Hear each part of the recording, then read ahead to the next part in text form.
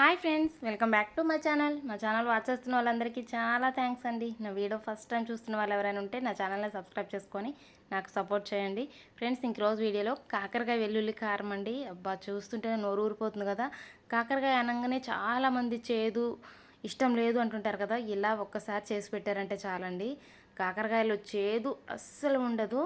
తిన్నవాళ్ళు మళ్ళీ మళ్ళీ తినాలనిపించే అంత రుచిగా ఉంటుందండి, కమ్మగా ఉంటుంది. ఇది ఎలా చేసుకోవాలో పూర్తిగా చూసేయండి. నిల్వ కూడా ఎక్కువ రోజులు ఉంటుందండి. వారం 10 రోజుల వరకు ఖరాబ్ అవ్వకుండా మంచిగా ఉంటుంది. చూసారు కదా, కాకరకాయలని కొంచెం పెద్ద పెద్ద బద్దలుగా కట్ చేసుకోండి. పైన పీల్ తీయాల్సిన అవసరం లేదు. కట్ చేసుకున్న తర్వాత వాటి లోపల ఉన్నది కూడా తీసేసి వాటిని హోల్ లాగా ఉంది చూసారా, అలా చేసి పక్కకు పెట్టేసుకోండి. ఇప్పుడు చూడండి, ఒక చిన్న బాండీ తీసుకొని అందులో నూనె వేసుకొని కొంచెం జీలకర్ర, ఉల్లిపాయ ముక్కలు, కొంచెం పసుపు వేసి బాగా వేగనివ్వండి. అవి వేగిన తర్వాత ఒక గిన్నెలోకి తీసుకోండి, ఒక ప్లేట్లోకి. తర్వాత అదే బాండీలో కొంచెం నూనె వేసుకొని కొన్ని పచ్చెనపప్పు, కొన్ని మినప్పప్పు, కొన్ని ధనియాలు వేసి అలానే ఒక 3-4 వెల్లుల్లి రెబ్బలు వేయండి. అలానే చింతపండు, ముందు మనం ఉల్లిపాయ ముక్కల్లోనే చింతపండు వేసాను, అది కూడా నూనెలో కొంచెం వేగిన తర్వాత ఇలా ఉప్పు కారం వేసుకోండి. అవంతా మెత్తని పేస్ట్ లాగా, అంటే మరీ మెత్తగా కాకుండా మరీ కచ్చాపచ్చగా కాకుండా పేస్ట్ లాగా చేసుకొని పక్కకు పెట్టుకోండి. ఇప్పుడు చూడండి, ముందుగా మనం కట్ చేసుకున్నాం కదా, ఇలా రౌండ్గా లోపల తీసేసి వాటిని ఇలా రెడ్ కలర్లో వచ్చే వరకు వేయించుకోండి ఆయిల్లో. అలా వేయించుకున్న తర్వాత పక్కకు తీసుకుంటాం కదా, తీసుకున్న వాటిలో మనం ముందుగా పేస్ట్ చేసి పెట్టుకున్నాం కదండి, ఉల్లిపాయ ముక్కలు, అలానే పచ్చెనపప్పు, మినప్పప్పు, ధనియాలు, వెల్లుల్లి, చింతపండు, ఉప్పు కారం ఇవన్నీ వేసి చేసుకున్న పేస్ట్ని ఇలా వీటి మధ్యలో ఒక బద్ద మధ్యలో పెట్టేసి ఒక పక్కకు పెట్టేసుకోండి అన్నీ.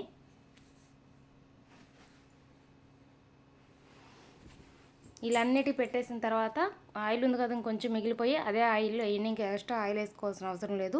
ముందు మీ బద్దలం ఫ్రై చేసిన ఆయిలే మళ్ళీ సరిపోతుంది. ఇంకా మిగిలిన పేస్ట్ కూడా అందులో వేసేయండి. వేసి చిన్న మంట మీద మగ్గనిద్దాము. కొంచెం సాల్ట్ పైన చల్లండి, ఎందుకంటే ముందు మన పేస్ట్లోనే పెట్టాం కదా, సరిపోకపోవచ్చు. తర్వాత చివరగా ఇలా కొత్తిమీర చల్లుకున్నారంటే రెడీ అయిపోతుందండి. వావ్, చూసారా ఎంత సింపుల్గా ఉందో.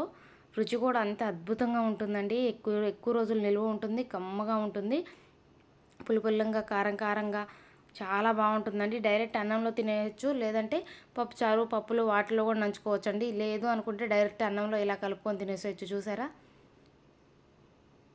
అన్నంలో ఎలా కలిసిందో కూరలాగే కలిసింది, కానీ చాలా బాగుంటుందండి. కాకరకాయని మనం చెప్తే కానీ తెలియదు, అస్సలు చేదుండదు.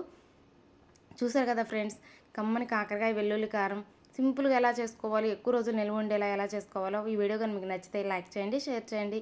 నా ఛానల్ని ఫస్ట్ టైం చూస్తున్న వాళ్ళు ఎవరైనా ఉంటే సబ్స్క్రైబ్ చేసుకొని పక్కనే ఉన్న బెల్ బటన్ క్లిక్ చేస్తే నేను పెట్టే ప్రతి వీడియో మీకు నోటిఫికేషన్ వస్తుంది. Thank you for watching friends, bye.